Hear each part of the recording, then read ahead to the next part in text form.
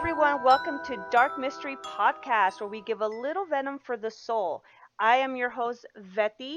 For this episode, I'm sure you guys are noticing that we have no visual. Well, we've been having so many technical difficulties. I do apologize for that. So it was a lot easier for us to just do audio only. So I do apologize for that. I'm still learning, so please, I pray that you bear with me. Today I have a very special guest. Hi everyone, my name is Andrea. Hey, Andrea. Now, go ahead and tell us a little bit about yourself. I am a 32-year-old stay-at-home mom. I have 3 beautiful little spawns. I dedicate myself to everything that they need in my free time. I catch up on true crime or I try to sleep. Nice. I think that's every woman's dream is take a nice long nap, especially mothers. Stay-at-home mothers. Oh, Yeah. any mother in general, it's taking a nice sweet nap. So, Yeah. so me and Andrea go back, way back, 14 years I think it is. We met through her cousin, Gabby. Shout out to Gabby. Love her very much. And just basically, we've been in each other's lives for a while. Her family, I consider them like a second family, even though I know we haven't spoken in a very long time, but you guys are still like family to me. I love you very much. Real quick, I just wanted to give a quick apology to all 4 of my listeners. Uh, all 5 of you. I know I've been gone for about 2 weeks now, giving about close to 2 weeks. So me and Andrea had already made, a schedule to record this episode. Unfortunately, life does happen, and we had to postpone. During the waiting of that postpone, my body decided, hey, you're not old yet, but you're old enough. I'm going to mess with your back today. And I've been having back problems, like very bad back problems, for about a little over a week and a half, but it got painful about a week. I still went to work and everything, but I'm just in so much pain. If you guys see me make any faces or anything, it's just no, I am okay. I've just been in a shitload of pain, but I'm pushing through. I'm okay now to record. I do apologize making you guys wait so long. I will try not to do that again. So let's get started. So today we have our Twilight topic and we have our main topic. The main topic is, as you guys saw in the title, the Montauk Project, which is what Stranger Things is inspired by. But before we get into that, we're going to start with our Twilight topic. Andrea, what do you have for us today? I have the haunted story of Lake Lanier. The state of Georgia has a lake that was built over a town who was once known as Oscarville. It was a prominent Black community. They were trying to develop their own lifestyle to, overcome. This was early 1900s that this town was trying to prosper in. So they were dealing with a lot of racism at the time. Unfortunately, the town had a couple issues. Sorry, issues is like downplaying it. There was accusations of murders of white people. Black community members were blamed for these, which started this whole thing, and this whole community was ran out. So the community was left abandoned for quite some time, and in the 50s, they started to knock down buildings and clean it out to build a lake into it for it to collect floodings from the Chattahoochee River.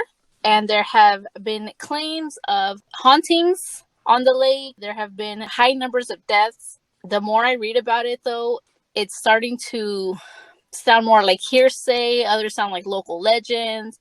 There was an article where I read that said nearly 700 people died on the lake. Others have said up to 600. And there was one that said it was like under 300. I can't remember the number at the top of my head, but there have been lots of deaths, most of them happening between the mid-90s to today. Yeah, it has been a lot of deaths. It's a pretty big lake. It covers 692 miles of shoreline alone between 5 counties in the state of Georgia. But yeah, that's... Sorry, I got my little pal here. So when I got something to say, it's like a little raising my hand type thing. Question. What was it called? The Lake Chattahoochee or what? The river that flows into... Oh! Sorry. So, sorry. For my other true crime obsessed peeps, the Chattahoochee has its own history. In the 80s, there was the Atlanta child killings, and most of these bodies were I want to say all of them, actually. It was like 20-something kids and like 2 grown men who were found in the Chattahoochee River. So maybe all the water is haunted. I don't know. Okay, wait. Chattahoochee. Chattahoochee. Chattahoochee, yes. Chatta. Okay. Chattahoochee. I'm not downplaying anything, you guys. It's just I am obsessed with that word. Chattahoochee. So, I'm sorry that It's this a is where long my spelling, maturity. too. Well, I literally spelled it chara, like chara, and then hoochie. Oh, It's like it's Chattahoochee. Chattahoochee. Wow, my maturity is showing. Wow. Oh my God. I'm not trying to downplay anything, you guys. I apologize. That's a fun word. Chattahoochee. yes. So it was named after Sidney Lanier, whose poem "Song of the Hoochie," Song of the Chattahoochee is an ode to the river that feeds it. Somebody come get her. She's dancing like a hoochie. Tell me why I'm sorry. I'm sorry. I had to. I just saw my best friend yesterday about hoochie daddies. She had no idea what it was. We were at the gym and some guy came in and he had little tiny shorts on and she's like, "Why are his Oh my shorts so God. small?" I'm like, "They're called hoochie daddies." She's like, "What the hell Yeah. is that?" I was like, Like a hoochie mama. I was Just like, "It's a not it." daddy. I was like, "I guess girls, we were Daisy Dukes, guys wear hoochie daddies." Hey, we don't discriminate here. Let them hoochie daddies be hoochie daddies. Why not? But she didn't realize it was a thing and that they had a name, and she was cracking I up. didn't realize they had a name either until right now. But I knew there was something. That's funny. Like as soon as you said it, I had an idea what you were talking about. I was like, okay, yeah, I kind of know what you're talking about. And then sure enough, that's what it was. I was like, okay, Yeah, all guys, right. But yeah, tiny shorts. All right, so let's continue on.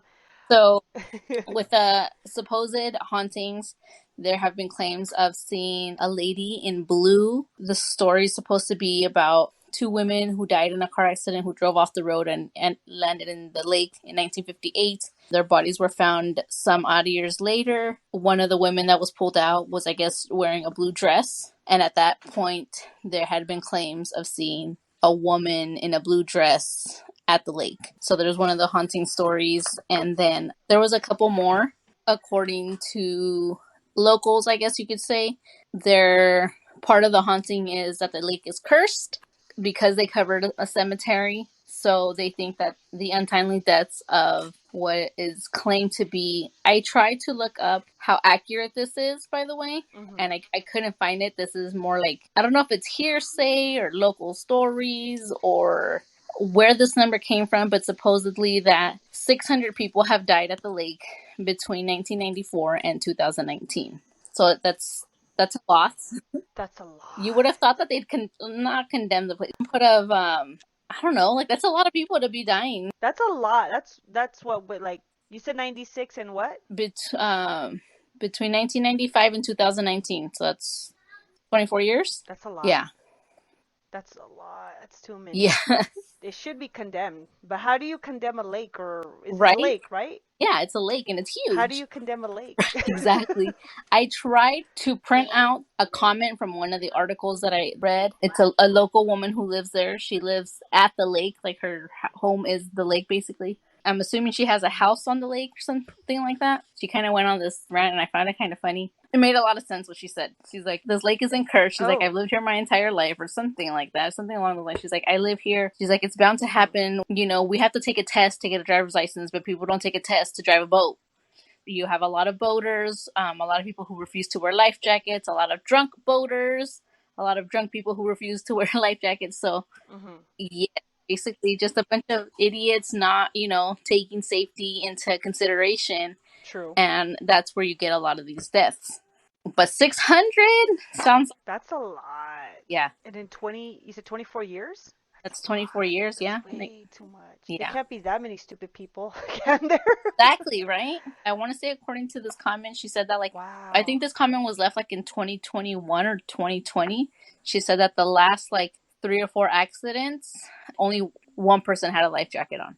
Right. So, I mean, it makes sense if people aren't, being cautious and not doing anything to help their own lives either. Bunch of pendejos, basically.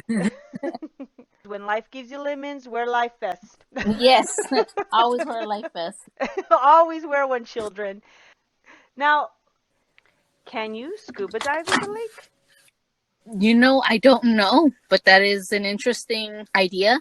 I would love to scuba dive and see the lake in person. That would be awesome, to be honest. Like, that would be badass. I mean, of it from underwater, so I wonder if you would have to have special permission or if you just have the gear and just go out and do it. That'd be cool. That's gonna have to be on my bucket list now. Right? Well, I don't think you need special permission if you got about what 10 million dumbasses going in there and dying and shit. Like, you might not need permission. Yeah.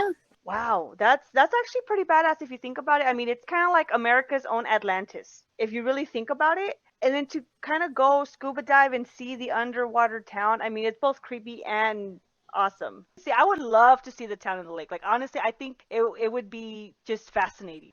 Yeah. You know, like, but here's the $1,000,000 question though. Would you go during the day or at night? I'd go during the day for 2 reasons. The first one being that I'm a little bitch. And second, I think the sunlight would just help to be able to see things better. True. True, very, very true. That's what I was thinking too. Like, I would like to go during the day to see it, like with the sunlight and everything. But at the same time, I would like to go at night because it's creepier and I love stuff. Yeah, I like it, but yeah, I mean that's pretty bold of you to want to do it in the dark because I'm a Sicilava and I'm scared of the dark. But it would be badass. I'm not even gonna lie to you. That would be pretty badass. I would love to visit. So we definitely got to do that. We definitely got to go visit. Make it like you said earlier, put it in our bucket list and go from there. So yeah. But I will say this real quick. I do remember hearing the story on another podcast, the Ghoulish Gallery by Tasha. She is fucking amazing.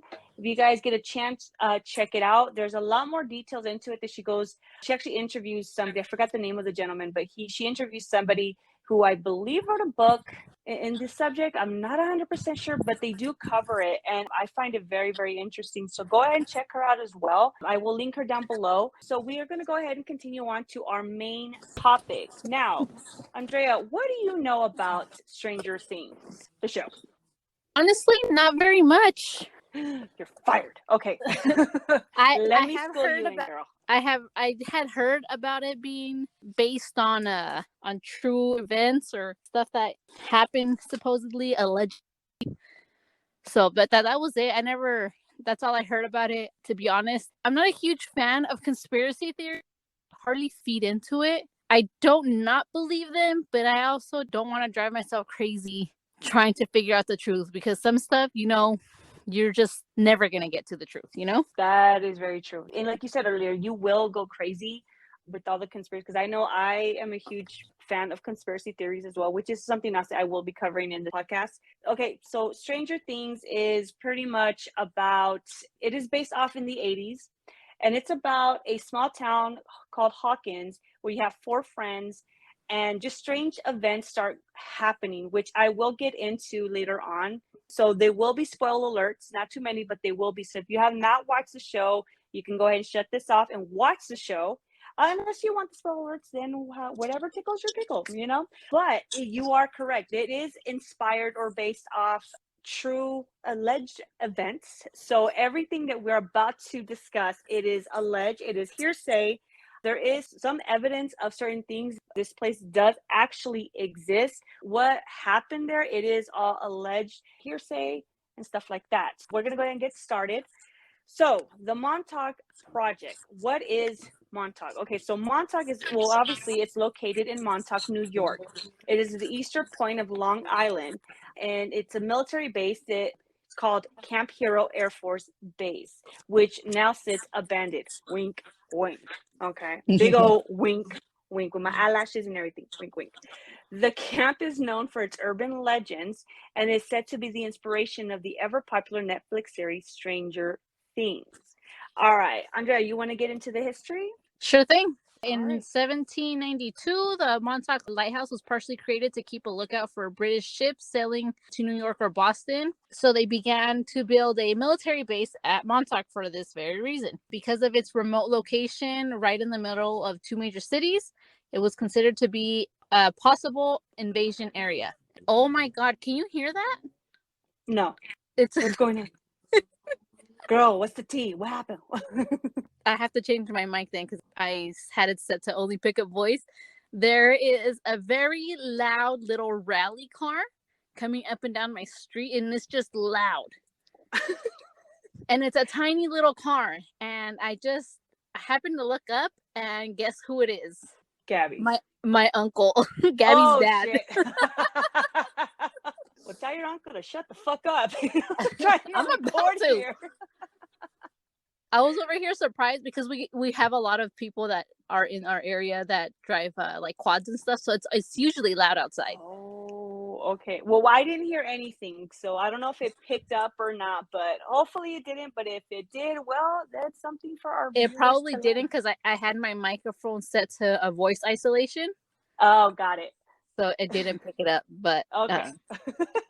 Anyways. That's awesome. So back to Montauk. Let's see. So the Navy ended up establishing a naval air station in 1917. And in 1942, Camp Hero was established south of the lighthouse, and it was named after Major General Andrew Hero. The Air Defense Command had placed an AN/TPS-1B long-range search radar in 1948. And in 1953, the site of the radar station was changed, and the Air Force facilities were renamed Montauk Air Force Facility.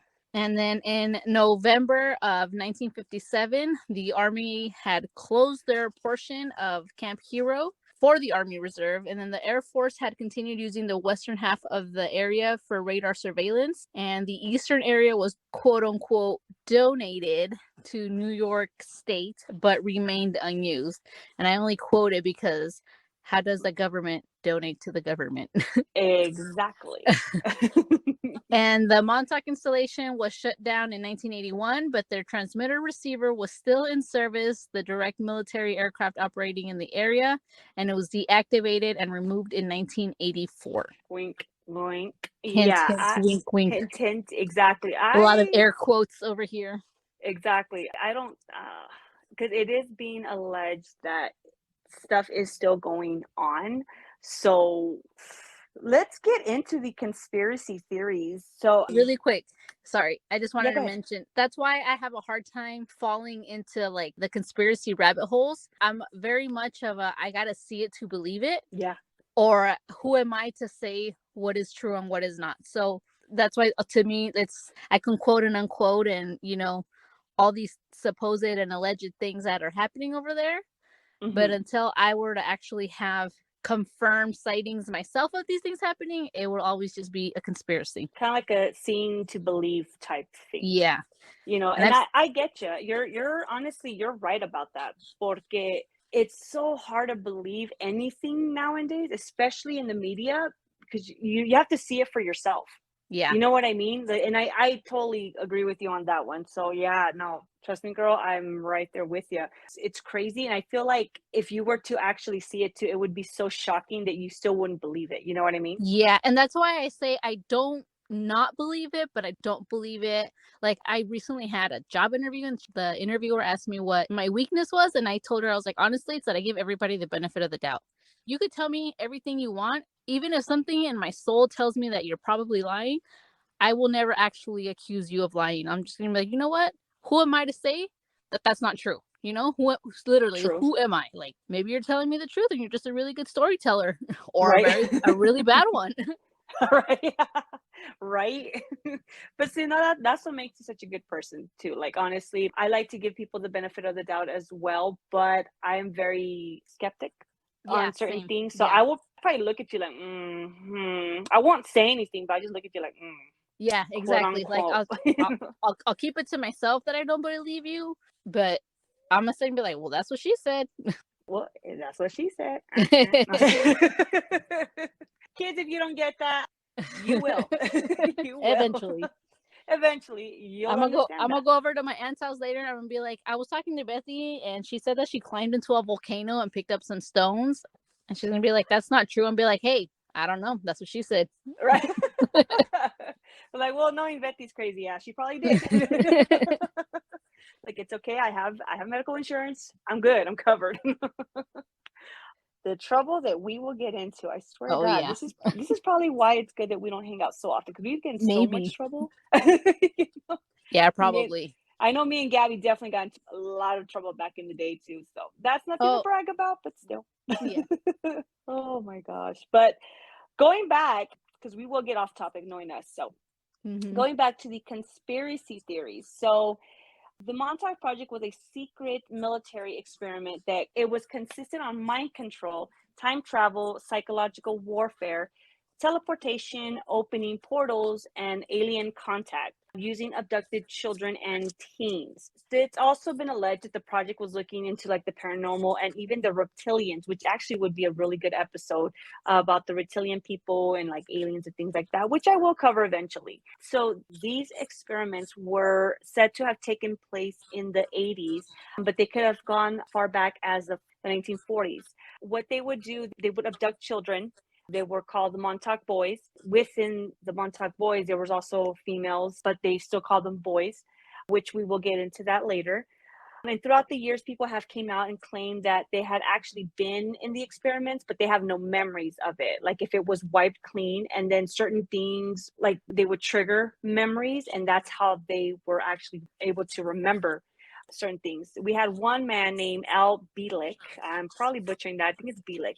He said that he kept having deja vu when he watched the movie The Philadelphia Experiment. He said that he actually experienced this in real life. He took therapy and he was able to recover some memories, certain projects that he did in the 70s and the 80s. He also discovered that he was not, in fact, Al Bielek, but he was Edward Cameron. He used to work with his brother Duncan in their 20s, and they recall working on the project about the USS Eldridge that Nicholas Tesla himself was involved in, which that consisted on teleporting basically a military ship, which I will get to in a few minutes. And then during the 70s, let me introduce who Preston Nichols is. He wrote a book, several books actually, about the montage. He actually worked in the Montauk Project, and he was one of those who recovered the lost memories from the experiment. There's actually a YouTube video of kind of like an interview with him and with Cameron and Duncan, which is actually very interesting. I will link that down below. Check it out. But he recalls working with Cameron on the Montauk chair, which is the device that they use basically for the mind control and everything that they had used. So they would use things from the MK Ultra and things like that, which is something we will cover in a little bit. So the Philadelphia Experiment. So there is a movie. There's actually two. There's one that was released in 1984 and one in, I believe, 2014. I'm not 100% sure. Don't quote me on that one. But it stars Michael Perry, which he was in Street of Fires, and then Bobby, oh God, I think that's pronounced DeChico. DeChico. Wow, I'm so fired. Okay, Bobby DeChico. Wow.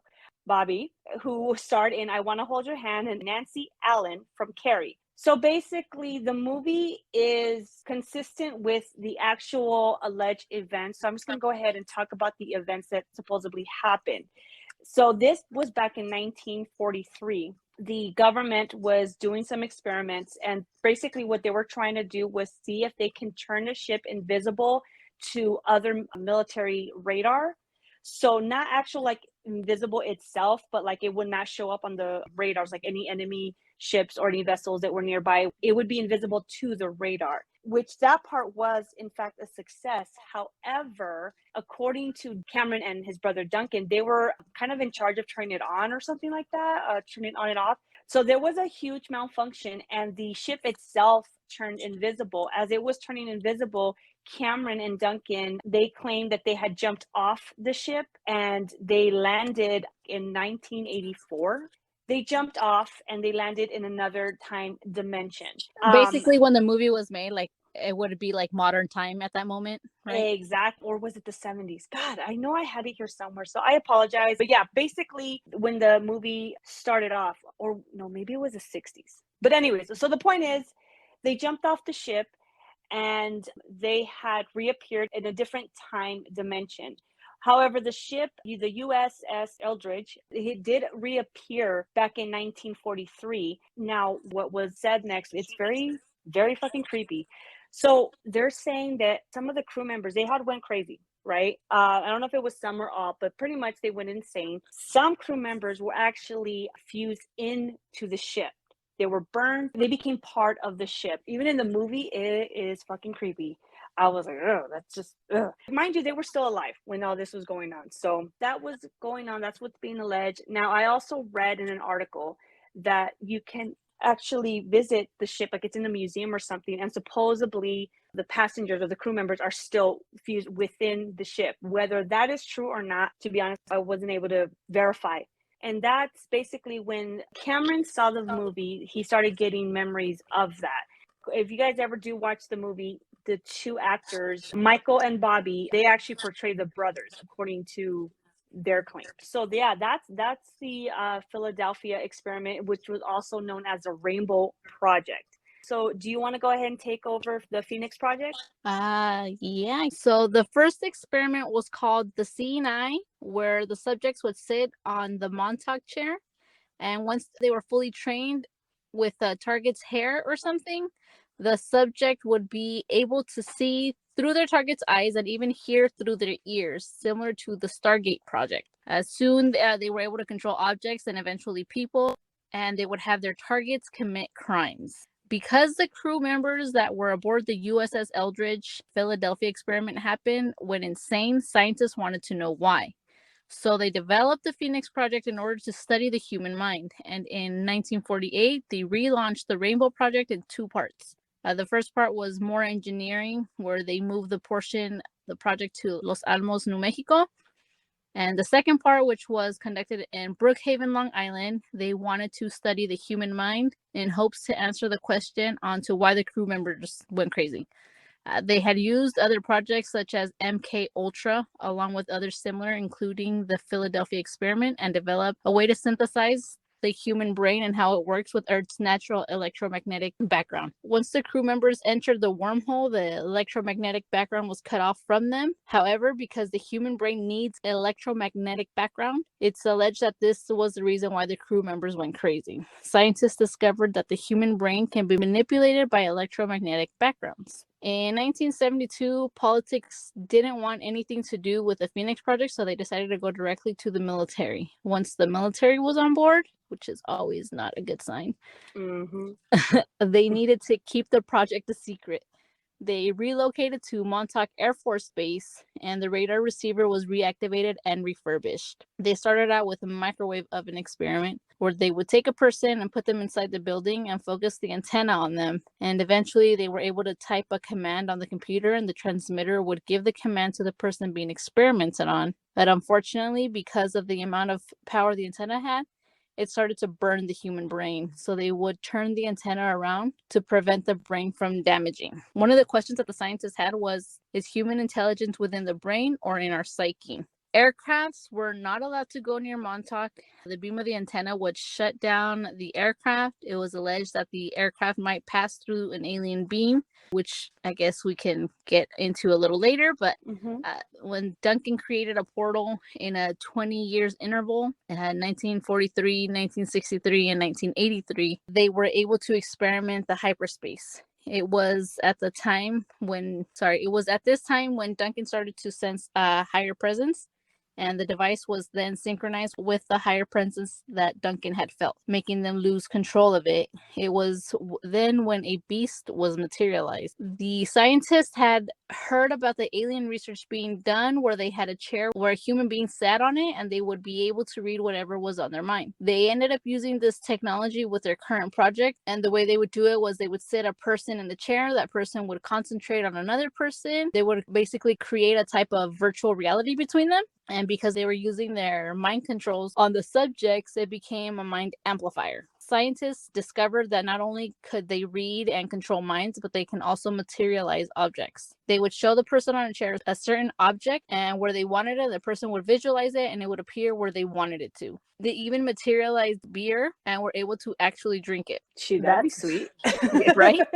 Shoot. Let me I mean, materialize $100, you know? right? Imagine it in my wallet.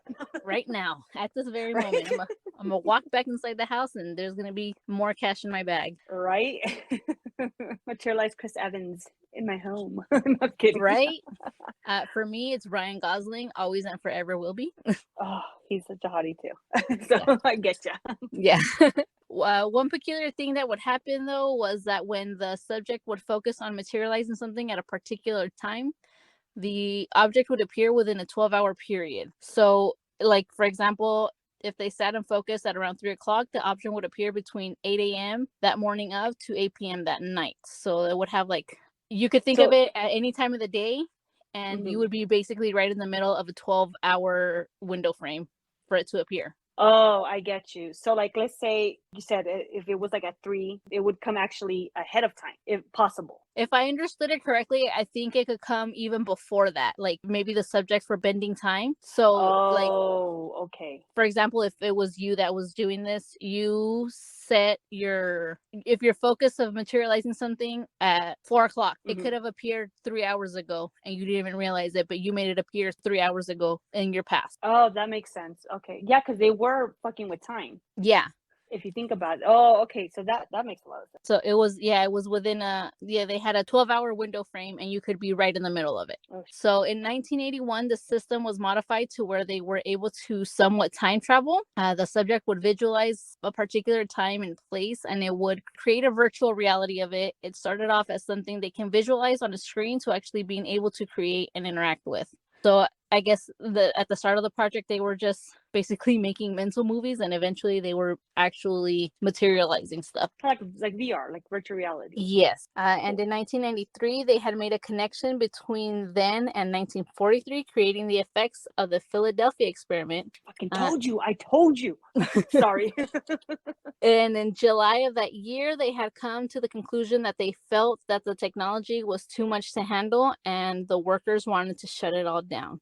They probably felt like they were playing with fire and they were starting to, play God in a sense. Yeah, that's exactly what it sounds like. Yeah, and they felt super wrong fucking doing that shit. I would have, especially in the 80s, if you think about it, where they were really afraid of like Satan worshippers and stuff. Oh, that's true. Yeah, because they still didn't know much about a lot of things. Yeah, that is very true. So maybe all of that had stuff to do with it. Because imagine if they wouldn't have stopped. Like, how far could this have gone, or where would we be now, Well, it is alleged that they actually didn't stop. They just got rid of certain people and they relocated, or they supposedly relocated, and then supposedly they didn't, which makes me question, like, because there's a lot of abandoned military bases. There's actually one not that far from me here in the high desert.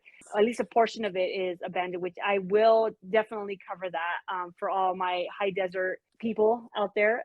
Makes you kind of wonder what's really going on in those abandoned military bases. You know what I mean? Like, is it really abandoned or is it underground? Yeah, because not only are they abandoned, but they're like closed off to the public. And it's like, if they're abandoned and there's nothing going on there, why can't you leave the gate unlocked? Exactly. Or why would you arrest somebody? I mean, obviously it's still private property and everything. Yeah. So I understand that, but like, why make such a big deal about somebody trespassing?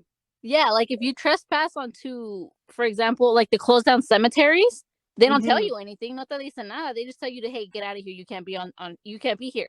But if if you jump into a military facility, you get arrested. There's no questions asked, Yeah. And then, like I said, I get that it's government territory, and because I'm sure a lot of people in the comments are gonna be like, "Oh, well, you're trespassing, it's government." But I get that. Trust me, I understand that. But my thing is, like, if you have nothing to hide, then why are you making it such a big deal? Yeah, you know what I mean. Like, I'm like, sure you remember. If you just caught people just walking in there, it's like, and arresting them for that, as opposed to people who are trespassing and vandalizing.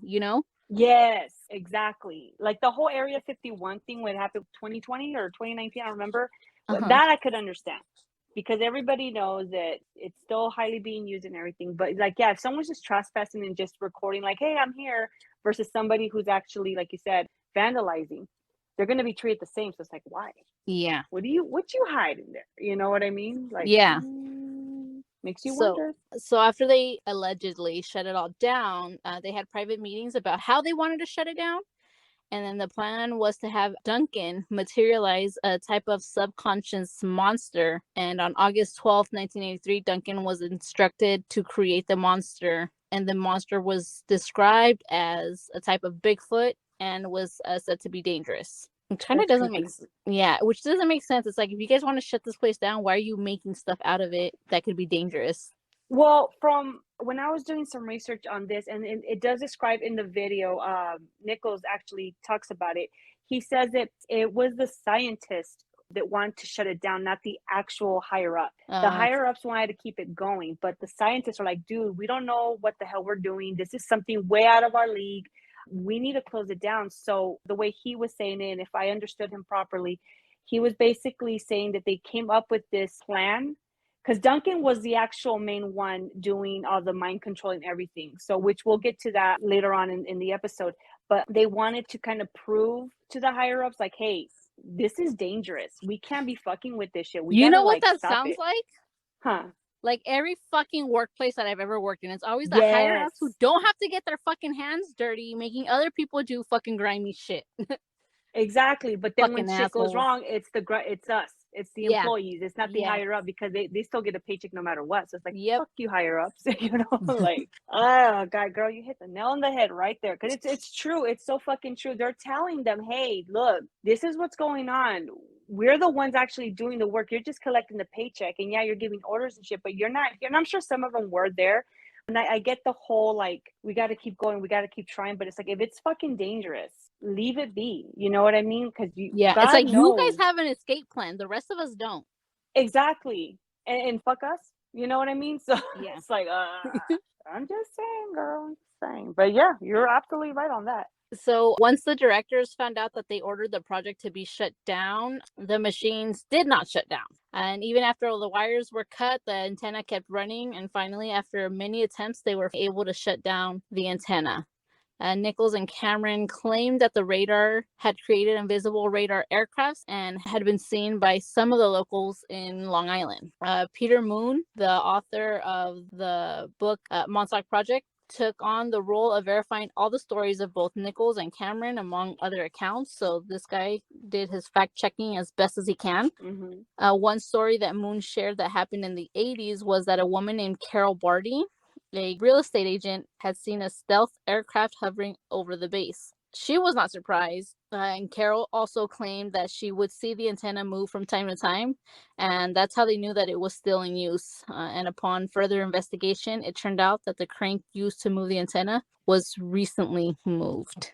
And that is, yep, and that is from the Phoenix Project and Mind Control.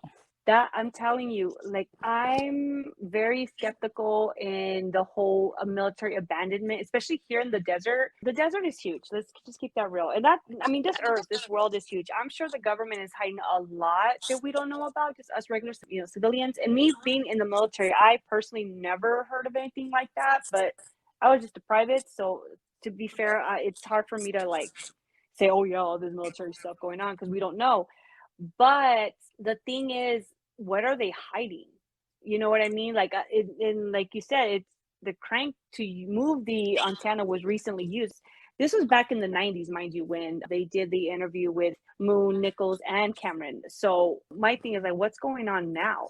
So yeah, it's, I don't know. But let's continue on with the Montauk boys. So basically, this project started in the 60s, and the boys were children between the ages of 10 and 16. Sometimes they would get younger kids or older ones. So it just really depends. I think it went all the way up to, like, in their 20s. I'm not 100% sure, but that's what's being alleged. And some of these children, they were taken and they allegedly had psychic abilities. Some were orphans, or they came from broken homes. Some were drug addicts. They had, like, just problems and stuff.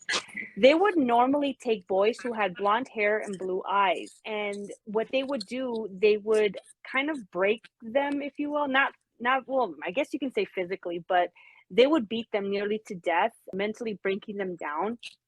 And then they would use some sort of device to gather like patterns of fear, and with this device hormones were actually removed, some hormones. What It the? doesn't they didn't Yeah, exactly, they never really said what kind or anything like that, but I mean, these are boys. I mean, some were girls, but they removed some of the hormones and stuff. I don't know if they did it on purpose or not, but they would pretty much redesign the mind, and they would place it back into the brain. So they didn't take like the brain out or anything. This was all used. They were using a transmitter to do this.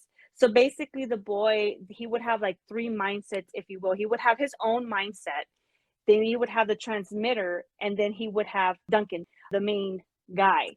Kind of going back to earlier when you were talking about the Phoenix Project, about if the mind is psyche, like the intelligence is connected to the psyche and whatnot. According to Duncan and them, they were saying that the human intelligence has nothing to do with the brain, but it's more of a psyche type thing. Which to me, I don't understand that. So do not ask me, because I'm sorry, I'm useless when it comes to this. So I apologize in advance for It's that. okay.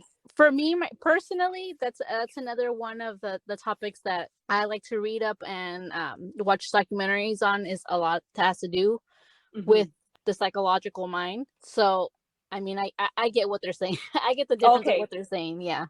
Okay, cool. Okay, as long as you understand it, that's because I'm like, clearly I don't have a psyche. So, but according to Duncan and them, we all have some sort of psychic ability.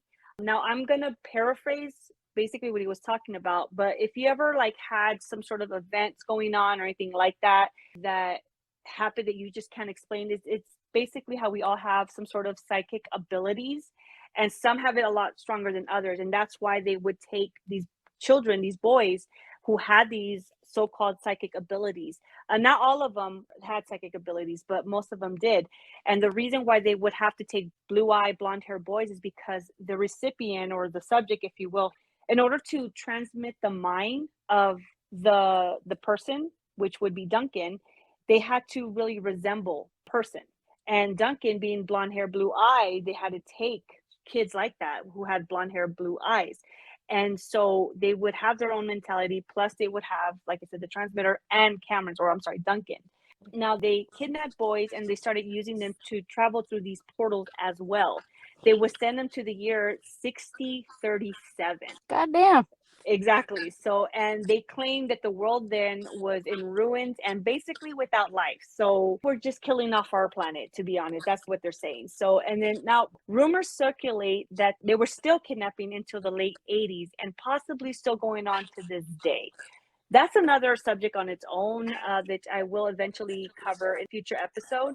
That's a little wild, because they were saying that they allegedly closed down in 84. That's mid 80s, and exactly. But there was rumors that they were kidnapping children to the late 80s. So that's exactly. It doesn't sound far fetched, to be honest. Exactly. So that's why. And if you Ow. know about Stranger Things, it kind of just makes so much sense Yeah. they would get the inspiration on this. You know what I mean? So now we're gonna move on to aliens and reptilians. So Cameron and Nichols, they talk about there was a raw sense of energy in certain buildings. The railings, they were kind of low, like for a child, like it was pretty low, like, or a small person. In the Oh mid my goodness. 70s. I'm sorry. Can I interrupt you for a second? Sure, sure. I just realized I must flashback a little bit to the Montauk boys, because you said that they all had to look alike. That just in Stranger Things, all the kids that they were working with, because they had boys and girls as well, they all more or less looked alike also. Yep. And the guy from the movie who they changed his name, that's basically what they did to the kids in the show. They took these kids, I mean, you've seen the show, so you already know this, but where they took the kids, they renamed them, but instead of using actual names, they numbered them. And if you watch like deeper into the series, you'll kind of figure out that they kind of numbered them by skill. It seems that's what, at least that's what I thought. Like they numbered them, I think, by strength, basically. That, at least that's what it seemed like to me. So, but that's a very, very good point. I didn't even think about that till you mention it right now. It's very, very true, because they all look the same in the show, and according to Cameron and Nichols, they all look the same as well, or at least very similar. But they were basing it off. Yeah, in the show they're not blonde hair, blue eyed. They all have buzz cuts, but they all have similar features. Exactly, and Damn, girl, you just blew my mind. Shit, it didn't even click to me. It's like, oh shit, Dude, damn. so my son, it's total sidebar. My son, my middle one, he had long hair for a while. Mm-hmm. And a few months ago, we had to cut it because it got so tangled. He wouldn't let me brush it anymore. And his hair's really curly. So I got really tangled and he had really bad mats. So I buzzed it off. Mm-hmm. Tell me why this motherfucker looked like 11. He looked like one of the fucking kids from the show, and me and his little older brother, and little because he's 7, but we were calling him 11 for a few days, and he was totally on board with it because he loves Stranger Things. The 5-year-old, my 5-year-old loves Stranger Things, so me and the 7-year-old were calling him 11 because he looked like the kids. Please tell me that's what he was for Halloween. He wasn't actually. He's kind of a little spookophile, but not really. Okay. He likes some spooky stuff. He really wanted to be Pennywise for Halloween. And we got him the costume. We got him a wig and everything. And the day of Halloween, he did not want to wear it. Ugh, lame. Yeah, he ended up wearing it to school, but he ended up taking off the wig by the time he actually got in on campus. And then when he got home from school that day, he took it off. And when it was time to go trick-or-treating, he put on his costume from last year, which was Ghostbusters. Aww. Which is his all-time favorite of everything. Well, at least he dressed up and stuff, and he participated. So he didn't want to. He didn't want to dress up. I was about to take him trick or treating in his regular clothes, and then like my light bulb turned on, and I was like, "Wait, idea, just go with last year's costume." And thankfully, it still fit. Aw, tell him not to be a lame-o. Believe me, I tried. He was like, "No," but he's really stubborn. He's super stubborn. I wonder where he gets that from. He will gladly like give up on something. Like that day, he was willing to not go trick or treating just to not have to wear his costume. Ugh. I was like, you are a freaking jerk, dude. And he's your middle child? Yeah, it's my middle one. Well, that I'm a middle child. I could understand. Oh, same here. I'm the middle one too. Yeah, you know us second and middle children. Where we just don't give a shit. About anything. So dude, I could understand him. I feel him. I understand that. Yeah, he's just fucking stubborn. He's like he's a straight little donkey, just fucking stubborn, a little mule. Aww, super but stubborn. You love him. You can't help but love. He's fucking hilarious. Trust me, my middle one's the same way. He's definitely my headache. But I love him to death. Oh my gosh. All right, let's get back onto topic because we can go on for hours with this, but let's get back. So in the mid 70s, in the 2nd to 3rd underground levels, there was a UFO that had appeared there. And because of the magnitude level, the disc-shaped aircraft was actually stuck. So they actually kind of built around it, I'm assuming. And aliens were allegedly taken out of the aircraft. And throughout time, Montauk started testing alien technology with the projects. Now, according to Nichols, he had his office in one of the radar towers of the 2nd floor. Now, next to his office, and he talks about this in the video, he claims it was the office of a reptilian or a lizard man, which I would definitely cover in a future episode as well. Nichols claimed that the being was none other than His Highness himself, or itself, if you will, Draco, which, if you remember in the dollar bill, there's something that says something about Draco, D-R-A-C-O. Like I said, that's another conspiracy theory that I will cover. Nichols describes that Draco, he was a being about 6 to 7 feet tall, and he was covered in scales, a humanoid that walked on 2 legs, and he had a tail that he would often hide. His facial features were described as human-like, but with strange eyes and a huge mouth. Other aliens were described as the gray men type. They were about 3 to 5 feet in height, and according to Nichols, extremely annoying. Like little kids. The little grays, right? So the little grays, they, as they sounds about right. Yeah, right? So they were probably kids. So they were said to have absorbed their food through their skin, which they caused a foul odor coming from them. So the smell was described as like fecal matter or urine. And urine, I'm sorry. Yeah, I know. It's like, ugh. I know when I smell like someone bad, it's like, oh, I can't take it. So it's like, hang on. So it's like they ate through their skin, but also excreted through their skin. Yeah, I'm gonna assume so. Now he didn't actually say that part, but he did say about the whole fecal matter and urine. So I'm going to assume, since that's where they ate, that's how they relieved themselves. That's just an assumption of mine, which is disgusting. I'm like, ugh. Ugh. Nichols had said they couldn't take the smell, so sometimes they would pick up the little grays and they would shower them. And they said that one day somebody had the idea of spraying them with Lysol, which actually turned out to act as alcohol for them. So they would get drunk off Lysol. And they loved it so much that they would constantly be spraying themselves. Well, at least they were drunk and smelled good. So I'll give them that much. Hey, You know? imagine that the pandemic was started because there was a Lysol shortage because these motherfuckers became drunks. Girl, tell me why. No, okay. Seriously, when I was doing my research on this and they had said that, that was the first thing that came to my mind. I'm like, okay, I get the whole pandemic and the whole COVID thing. You know what me and my family had went through around that time. Yeah. So I get the germs thing and everything because we were the same way. However, my thing was like, okay, how could they have been such a shortage on Lysol? Like it just kind of seemed a little odd to me, but it's understandable as well because I mean it was a huge pandemic. But that's my first thing is like, what if? I do want to add that I do not think that COVID was a hoax. I do believe that there was an illness that was killing a lot of people. I agree. Yeah. I am a huge believer. In the beginning, I wasn't. I'm not gonna lie. And then I basically put my foot in my mouth. But I won't get into details with that. But it did like kind of click to me. It's like, okay, what if they use the pandemic as an excuse of why there is a Lysol shortage? Because there's so many stories and conspiracy theories out there, even videos of actual gray men that they've seen or aliens that were caught on video and stuff. So what if they just kind of like, oh yeah, there's a shortage because of this reason? What if something happened that they just decided to get drunk off Lysol the whole time and there was a shortage? Or they were going through their own baby boom and they had to keep the smell to a minimum. Oh, that is true. Which, if you really think about it, you ever like been walking somewhere or driving somewhere and then out of nowhere you get a very foul smell and you just can't explain it? What if it's them? What if they can turn invisible now? I'm just saying. I just assume people fart. Right? I just assume that it's people crop dusting all over the place. Right? More often than not, I always feel like there's an inexplicable source nearby. Yeah, but my thing is, what is a source? Just saying. Yeah, I'm just saying. What if? Yeah, it's an alleged source. Exactly. Because you never know. You don't know what. I mean, obviously, we don't know what they're hiding. Honestly, and this is just accounts from these three men. And according to them, there's a lot more. There's actually a movie as well. I forgot what it's called.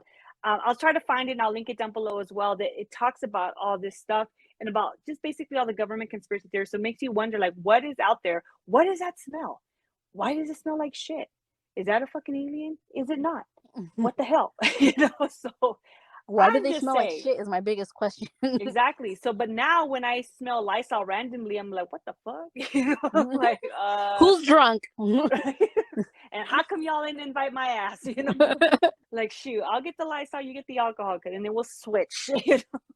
So Nichols has said that one day he needed sodium hydroxide, and he ended up getting Drano, which is like some sort of chemical. Basically, it's sodium hydroxide, and he needed it for something. He took a glass of Drano and he added water to the glass to kind of dilute it, and then he started using it for whatever he needed it for. Now, he alleged that His Highness Draco, he actually had came into his office or wherever he was at, and he started kind of sniffing the room, like looking for something.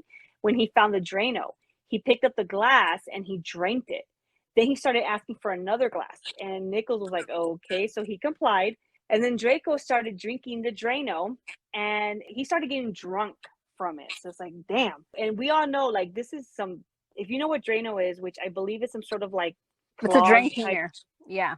Yeah, exactly. But it's chemicals, basically. It's harmful to us humans. But this Draco, His Highness, if you will, started drinking and getting drunk off it. So I think we can conclude that alcohol or getting drunk is just the solution to everything, I guess. Because clearly something's going on here. So it wasn't exactly clear on how the reptilians and the aliens were involved within the projects, but I guess they were acting more like advisors. It's not really clear if they were anything more than advisors to the projects that they were doing with the Montauk chair and everything like that. Now, did you want to do the Montauk Monster? Yeah, I could talk about the Montauk Monster. Go for it. So in July of 2008, there was a group of friends who found a beast-like carcass off the shore Now, if you look up the picture of the Montauk monster, it's a funny looking thing. Yeah, And that's creepy. yeah, they found her on the shore that's not far from Plum Island, which has an animal testing facility, and they tend to specialize on diseases. The island is isolated and leads people to speculate that the government is doing their own thing there, just, working on more than just diseases. Yeah, like animal testing and things like that. Yeah. So a lot of people think that the creature was an experiment that went wrong. It died and thrown out and ended up washing up on the shore in Montauk. And because of the condition of deterioration, very difficult to identify the type of animal that it was. So some people speculate that it could be a raccoon. Others think some sort of hybrid. But after the discovery, the carcass went missing. And the theory on that is that the government took the carcass as a cover-up and nothing else has come from it. And no one has seen the carcass since. So the Montauk monster is a mystery to this day. That is crazy. Now, yeah. Just and real sorry, quick. and in 2020, apparently there was another similar creature that washed up on the same shoreline. Which it kind of makes you wonder, because Plum Island, it's known for its animal testing. That's already been confirmed. Yeah. My thing is, what kind of animal testing? Like, it kind of reminds me like in Despicable Me 2, where they had that facility in like Antarctica or something like that, where they were doing animal testing. So it makes you wonder, what kind of animal testing are they doing? And if you look at the picture, I don't know if you're seeing it, but if you look at the picture, it is fucking creepy. I could understand, like, if you were to compare the Montauk monster to a live raccoon, you can see some similarities, like the tail, the hands. Yeah, Obviously the body of it, I could totally see the relation, but then when it comes to the head, the mouth almost looks like a beak, like. So it does. The mouth of a raccoon is nothing like that. The raccoon has more like the mouth of like a canine, just very tiny, like a chihuahua or something. Right. But And raccoons they have actually, tiny mouths. This looks like it reminds me of looks more of like a a beak. griffin. Yeah. You know what I mean? Like, it could be, because I do believe in mythical creatures as well, but they actually did a comparison from a raccoon skull to this creature, and there is similarities, but this looks like a straight out beak. Like, keeping it real, it looks like a straight out beak, and it kind of looks like almost pig like the body wise. Mm-hmm. You know what I mean? Now, they were saying that there were patches of fur in it, so it's definitely some sort of mammal, possibly. But let me try to describe it for our listeners. Okay, think of a raccoon's body, but skinned, really. Hang on, I got the description for you. Think Okay. of a very large, oversized, naked mole rat. There you go. And exactly like that, naked. It looks just like skin, like a mole rat with the head of, not even the head. You could still even compare the head to the head of a mole rat, but with a beak for a mouth instead. Mm-hmm. Like it looks like it like hangs over, and it has that little hook of a beak. Yeah, exactly. With the long you know tail. What I want to say, I don't have anything to back this up, but I want to say that there was claims that it was basically the inside of a turtle, like a turtle without its shell. Oh, you're right. I did remember hearing about that. Which that would make sense to the beak part, because that is more of a turtle's mouth. And if you do see it, it's supposed to be its hands or paws or whatever, the ends of the arms and legs. They don't look like your traditional little tiny paws of a land. But you also said it had patches of hair, so who knows what this animal really is. And that just kind of brings up so many questions into what the hell is a government experiment? Like, what are you doing?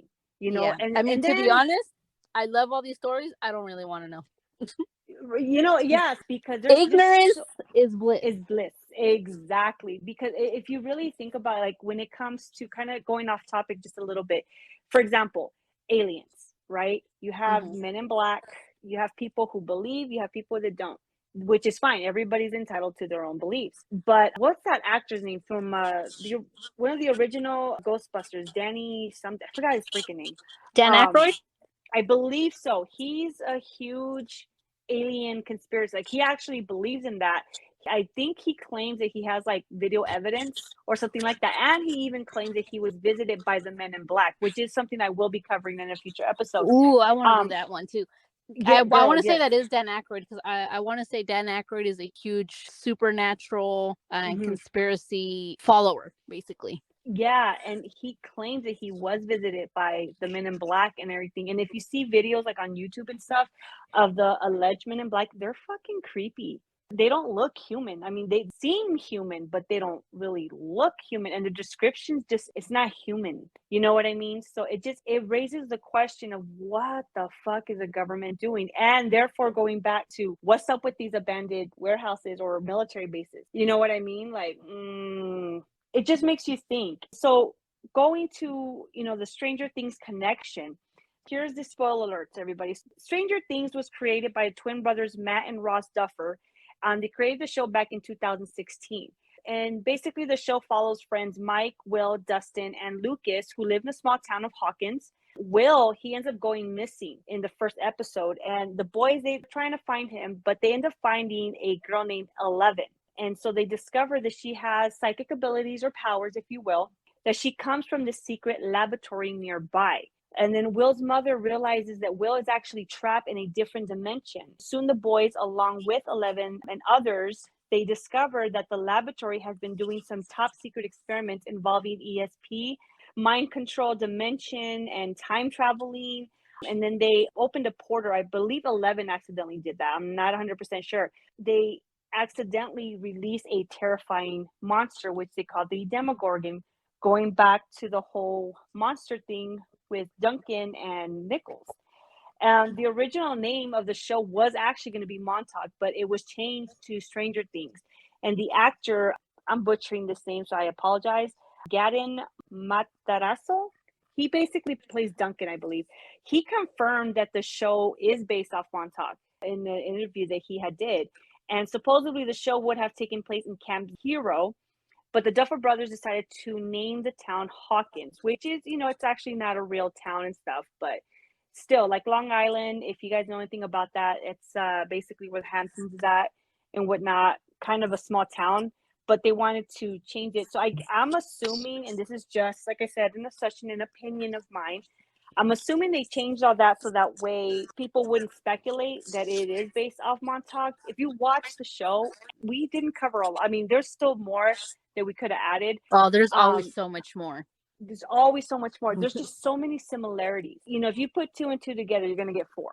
You know what I mean? So, and like I said, the actor, he pretty much confirmed it and stuff. So it makes you wonder what the fuck is really going on. Just it's both creepy, but I also find it fascinating. But what's your opinion on this? I mean, to be honest, it's really difficult to form one because I do believe that government and the U.S. military have their own shit going on behind closed doors, and there's only so much that they're willing to share with us.